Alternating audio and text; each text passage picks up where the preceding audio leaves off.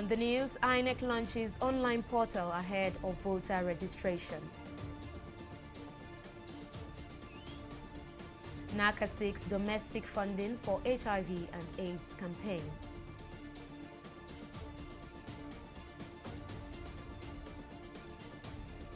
And court grants Nollywood actor Baba Ijesha bail.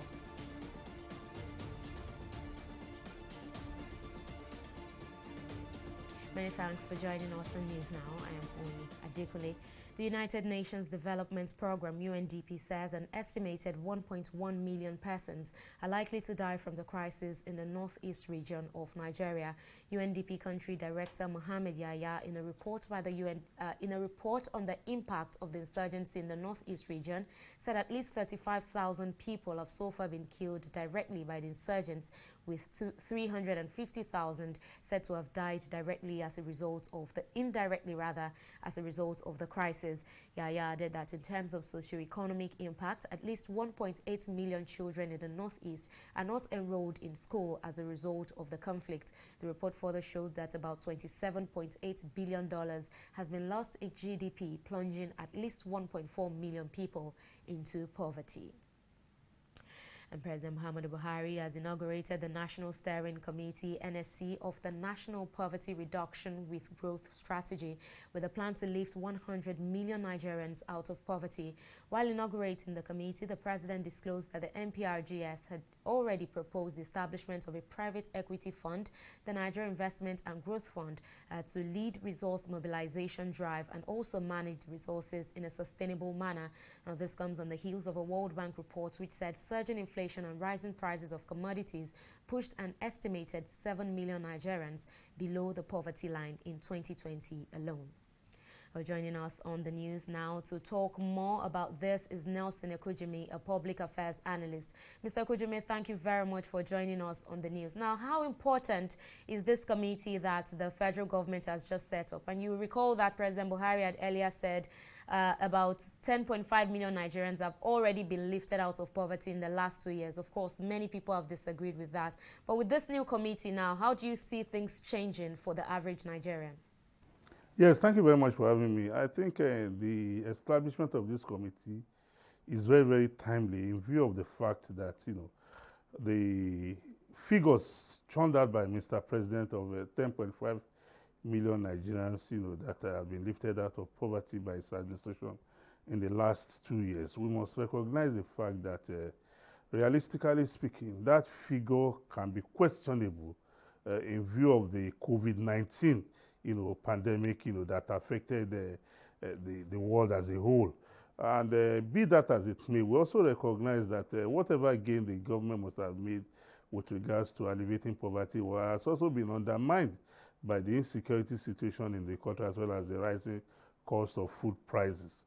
So by and large, this committee coming up at this point in time is very, very timely in view of the fact that the economic well-being of the Nigerian people is very, very threatened, and a government that recognizes that its primary responsibilities to the welfare and security of the people has taken this bold initiative. I think it's a welcome development. It must be commended, and we need all hands on deck to ensure that that committee achieve the goal of the government. What kind of task would you say lies ahead of this committee that's just been set up? Oh, it's a very onerous task because of the fact that, I'm aware that as we speak, the government has a register of the vulnerable and the financially, underprivileged citizens.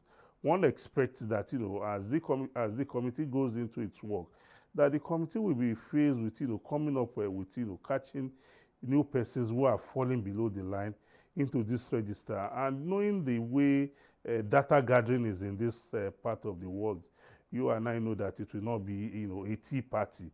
This is an environment in which people are very, very economical with information about themselves. And at the end of the day, one expects that the citizens must be kept abreast of the reason for this committee and the fact that, it's for the economic well-being of the Nigerian people.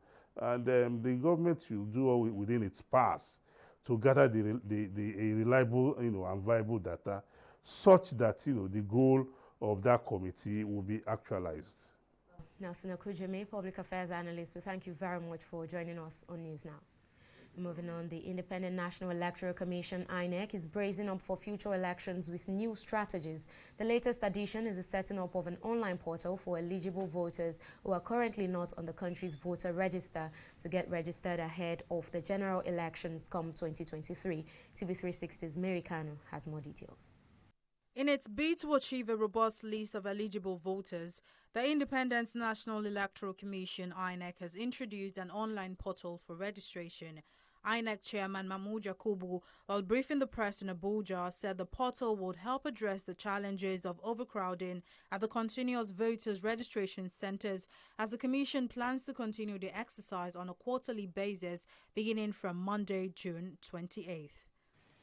Among the equipment for the exercise is a new registration machine called the INEC Voter Enrollment Device, or simply put, IVED. This device is built around the concept of a tablet computer and will replace the laptop-based old direct data capture machine, the DDCM. I'm glad to say that our engineers designed the IVED in-house before it was fabricated abroad. It is more mobile and efficient than the DDCM and could also be deployed to other activities, particularly the accreditation of voters during elections. The Commission is introducing a dedicated portal for online registration. The idea is for intending registrars to commence the process online by filling the forms and uploading their pictures and required documents, and then make an appointment on the web portal for a date and time to visit an INEC state or local government office to give their fingerprints and complete the registration. As a result of the numerous attacks on its facilities, Yakubu says the Commission will partner with stakeholders and security agencies to safeguard the lives of registrars. The stakeholders reached a consensus that it is important for the Commission to place a high premium on securing the lives of registrants and staff, as well as the protection of the expensive registration equipment to be deployed for the exercise. Consequently, they advised that the Commission should adopt a graduated approach to the CVR exercise by starting online. After appraising the situation, the exercise can then proceed physically at state and local government offices before finally deploying to all the 2,673 centers nationwide. Based on this advice, the Commission decided to adopt a roll-out and roll-back approach to the exercise, such that registration centers will not only be accessible, but safe and secure. While spelling out the requirements for registration, the INEC chairman also warned against those who would want to take advantage of the portal to extort unsuspecting Nigerians. The online registration is a public service and therefore free of charge. There is no INEC-approved cyber cafe, no online registration center, and no scratch card to be purchased for the exercise. All you need is a device, including your mobile phones, that can connect to the internet. Over the years, more Nigerians have shown apathy towards voting, raising concerns over the nation's democratic processes. Mary Kanu, TV360, Nigeria. And a court case may be looming between the Independent National Electoral Commission, INEC, and the All Progressives Grand Alliance, APGA, over the forthcoming Anambra governorship election. INEC insists that APGA had been ruled out of the November 6 poll following the party's failure to comply with Section 85 of the Electoral Act. And this comes after the declaration of former Central Bank of Nigeria Governor Chukwuma Soludo as the winner of the factional primary organized by the Victor Oye-led faction of APGA in Anambra State. INEC's National Commissioner in charge of Publicity and Voter Education, Festus Okoye, said APGA did not notify INEC when it purportedly held its ad hoc Congress to elect delegates for the party's governorship primary. Let's now discuss this further. Olayinka, Public Affairs Analyst and election observer, who is keenly monitoring the preparations for the Anambra election, now joins us on the news via Skype. But unfortunately, I'm afraid Aigbe cannot join us via Skype because of network issues, so he joins us via telephone. Mr. Aigbe, thank you very much for joining us on the news. Now, this is certainly not good news for the ruling APGA in Anambra State. Now, help us understand these issues that INEC has just raised. Okay, so thank you very much, and thanks for having me. 2 days ago, INEC came up to break the news that APGA, that the All Progressive Grand Alliance, was not going to participate in the election. And it was clear. What INEC had done was to quickly send a signal, because INEC's responsibility to monitor political parties. So INEC does have a department called the EPM, Election Planning and Monitoring. It's their duty to ensure that party primaries, congresses, or internal party elections conducted as political parties are monitored by INEC.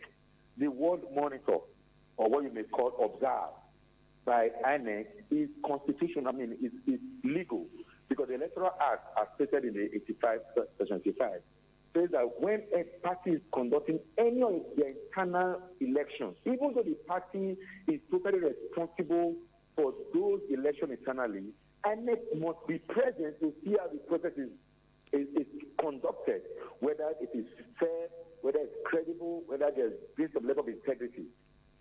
APGA, according to INEC, failed to notify the election management body of the date for that primary, for that congresses that elected the ad hoc delegates.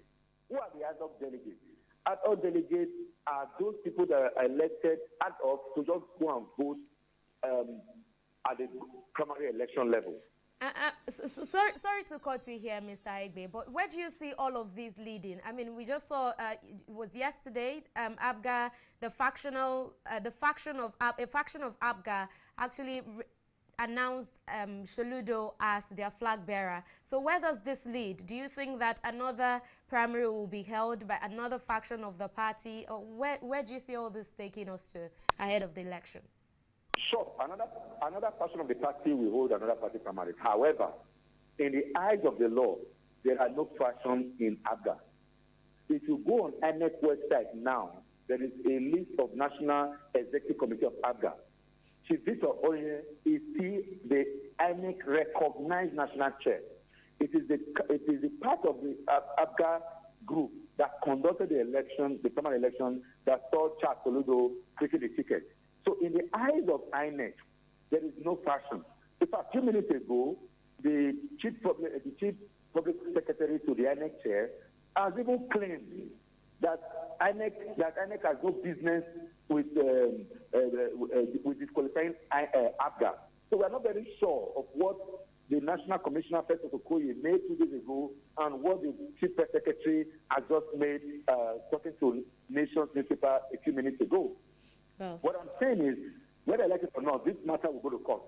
The court will ultimately be the arbiter to determine whether Section 85 of the Electoral Act was abused by APGA, or that INEC does not have the power to determine when the party holds its ad hoc delegate election. So we expect that the matter will go to court. I'm afraid I have to let you go here, Mr. Aigbe. Please, I have to let you go here. Thank you very much, Mr. Olayinka, for joining us on the news. And we'll wait to see where this goes. We're moving on now. The National Agency for the Control of AIDS, NACA, is calling for the mobilization of domestic resources to ensure that HIV funding is guaranteed even after the epidemic control. The Director General of the agency, Gambo Aliyu, made the call during the launch of the National Domestic Resource Mobilization and Sustainability Strategy in Abuja. He noted that only 18% of about $6.2 billion spent on HIV treatments in Nigeria is contributed by the federal and state governments, a development he regarded as a departure from President Buhari's pledge to place about 100,000 people living with HIV/AIDS on treatment. The goal is to ensure sustainable resources are available for the implementation of our programs to meet the United Nations goal of identifying and placing on treatment and actually controlling the virus of 95, 95, 95 And what that means is that at the end of it, if that is achieved, over 80% of people living with HIV in a country will have their HIV restricted in them, will have their HIV controlled within them, will have their HIV controlled in such a way that it doesn't leave them to affect other people, and also it lacks that opportunity to bring down their body defense mechanism, which could claim their life. On his part, the chairman, House of Representatives Committee on AIDS, Tuberculosis and Malaria, Sarki Dahiru, decried the passive response of some state governors in the fight against HIV and AIDS. The governors, almost 90% of them, they are not doing what they're supposed to do. And we're having that alliance with the Director General of NACA, of which sooner or later, from the National Assembly, we are going to come up with a motion whereby all the governors, all the counterparts that we felt they should pay to NACA should be directly from the office of the Accountant General of the Federation. Embattled Nollywood actor Olayinka Olayinka, popularly known as Baba Ijesha, has been granted bail to the sum of 2 million with 2 sureties. Earlier today, Olayinka appeared before a Special Offences and Domestic Violence Court sitting in Ikeja area of Lagos over charges bordering on rape, sexual assault and abuse of a minor. He, however, pleaded not guilty to all the charges. The actor has 7 days to perfect the bail, and he has since been released to the head of his legal team, Babatunde Ogala. The court then adjourned to the 26th, 27th and 28th of July for the prosecution to open its case against the defendant. Bail application on the following terms: 2 million bail bond, 2 sureties in the like sum. One of the 2 sureties must be blood relation of the defendant, who must be a resident of Lagos State and must have a 3-year tax clearance. And the second surety must be a legal practitioner, and the certificate and qualifying certificate of the legal practitioner must be verified, by the court. The most important thing is that the honorable judge was able to listen to arguments and understand the reason why bail should be granted to the suspect, based on the fact that it is his right. And that is what I have been saying. And it's so sad that I was demonized while trying to say this. I hold no animosity against anybody. It is the kind of society I want in my country. I'm going to be one of the sureties now, hoping that the matter at the end of the day, wherever it swings, if it's case for him, I want to approve something, but if it's against him, and I'll take my position to actually have my condemnation on him also. But for now, he's an accused person. Our law says that you are innocent until you are proved otherwise. This is not France, where you are guilty until you prove your innocence. A 21-year-old student of the University of Lagos, simply identified as Chidinma, has been arrested and paraded by the police for the alleged killing of the Chief Executive Officer of Super TV, Usifo Ataga, in the Lekki area of the state. Confirming the development, the State Commissioner of Police, Hakeem Odumosu, explained that Chidinma confessed to committing the crime. During the parade, the 300-level student of mass communication said she had been in a romantic relationship with Ataga for about 4 months. According to her, an argument broke out between them and she stabbed him twice. She also admitted that she withdrew the sum of 380,000 naira from the deceased account using his ATM card. Ataga was reportedly stabbed to death last week, which was a few days to his 50th birthday. Well, let's take a break here, but still to come, government to borrow more despite debt servicing of 1.02 trillion in first quarter of 2021. Details of that and more shortly.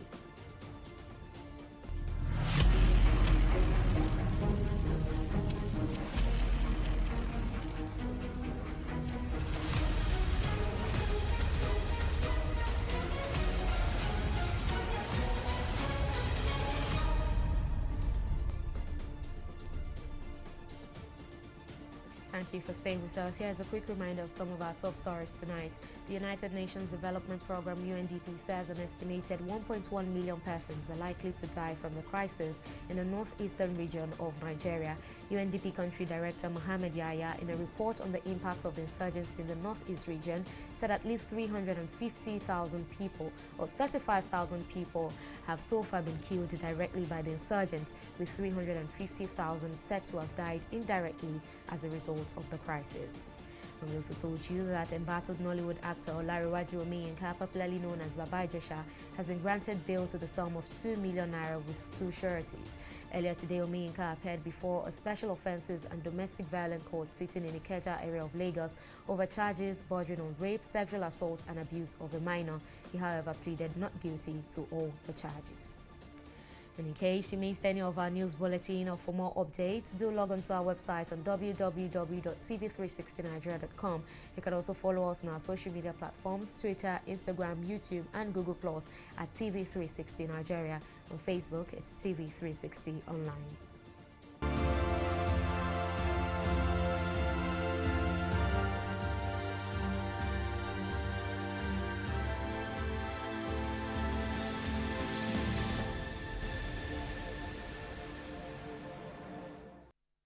The Nigeria Center for Disease Control, NCDC, on Wednesday confirmed 44 new cases of COVID-19 across 3 states and the Federal Capital Territory. The latest figure brings the total number of confirmed COVID-19 infections in the country to 167,375. Lagos, which is the epicenter of the pandemic, accounted for 72% of Wednesday's cases, reporting 32, while Rivers recorded 8 cases. FCT and Plateau also followed with 2 cases respectively.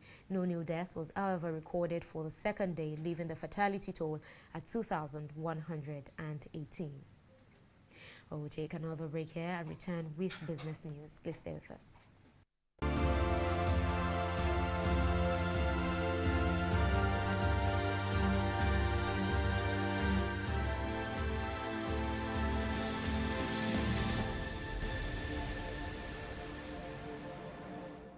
In the last 3 years, we have built a multi-purpose center, which is the envy of all in our constituency.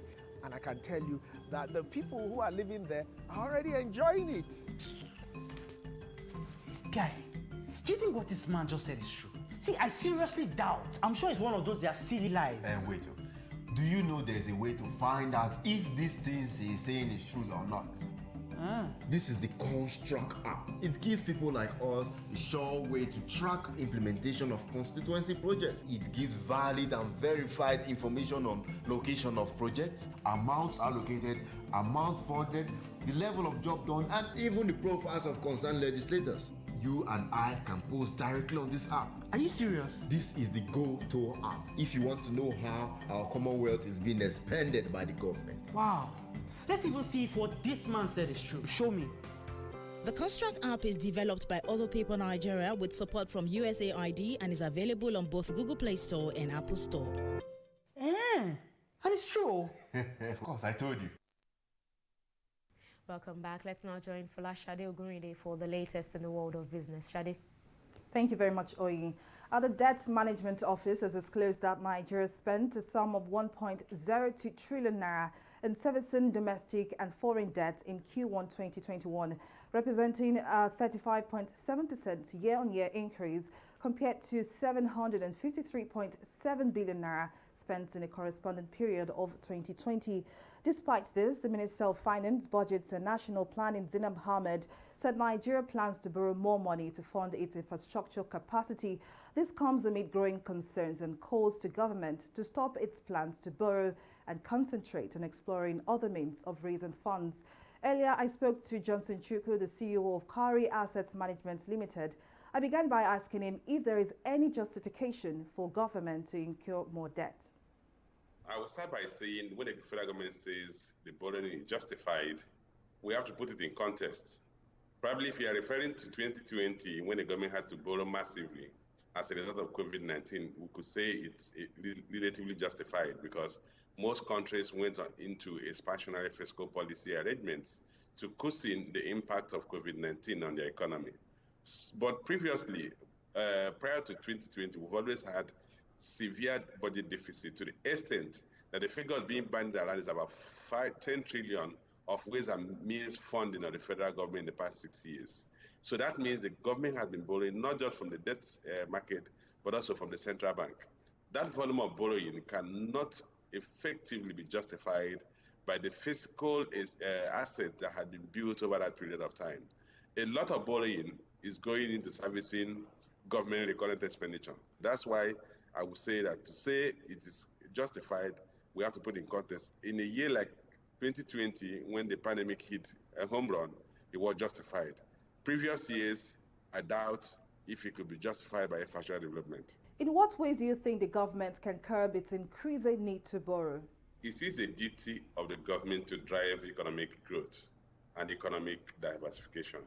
It is the government's duty to come up with policies that, one, will stimulate private sector investment and therefore grow government revenue in form of taxes. And my approach to it is that let's start from the issue of borrowing to fund infrastructure, which is further exhibiting the debt burden the country has. Because the government is not known to have the best value for money in terms of capital expenditure implementation.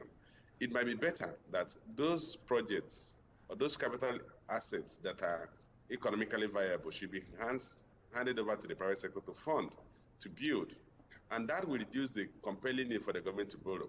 That will also quickly lead to the build-up of supporting infrastructure for economic development, economic investments. So if we do that, we are likely going to bridge the funding gap to the extent that the government does not need to borrow so much for capital expenditure. The next thing is that for government to go back to the fiscal guidelines that govern implementation of the budget, particularly the Fiscal Responsibility Act, and ensure that the government recorded expenditure is limited to its revenue.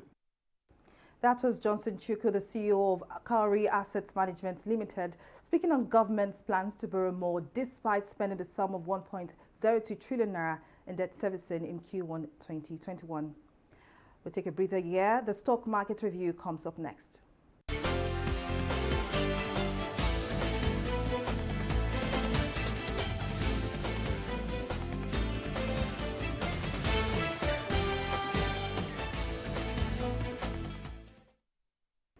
It was a good trading day on the floor of the Nigerian exchange as the booze ended a string of losses recorded since the beginning of the week.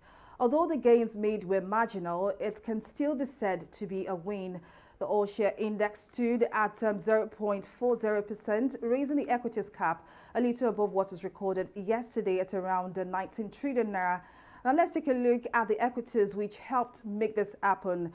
Our top two gainers are Portland Paint and Products Nigeria PLC and Mutual Benefits Assurance PLC with a combined gain of 12 kobo. Now let's take a look at our losers chart. You can see here that Julie PLC and INEC Insurance PLC had a combined loss of 21 kobo. Now for our market summary, a total of 167 million volume of shares valued at 1.8 billion naira exchange hands in 3,256 deals. On the foreign scene, FTSE, Dow Jones and Nikkei all trading in the greens. The London Stock Exchange had a rebound from yesterday's trading, recording a positive trend of 0.51%. We can see also that Dow Jones was also in the greens with a 0.88%, while Nikkei is currently trading at 0.0012%. But that's all on Stock Market Review. Over to Oyin for the rest of the news. Thank you very much for that update, Shade. Well, up next is Entertainment Report.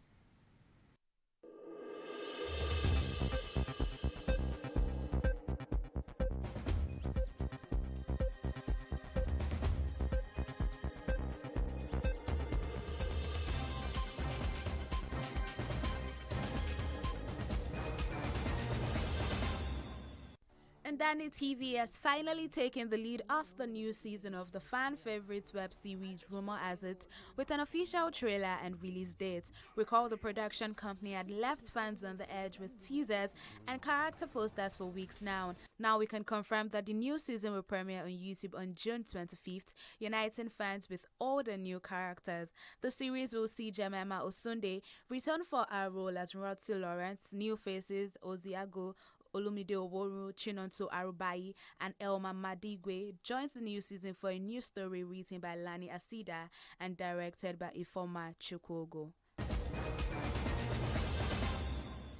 Nigerian music star Peter Okoye has thrown shades at his perceived enemies who thought he wasn't going to survive after splitting from his twin brother Paul and their group. The former member of the defunct group P-Square made this known via his Facebook page on Wednesday. Rumors of their split first broke in 2015, which was later put to rest by Peter. The Okoye brothers have been at loggerheads with each other since 2017, and it is safe to say it has been one of the biggest celebrity fights recorded in the Nigerian music industry. And that is all that we have for you in the entertainment segment of News Now.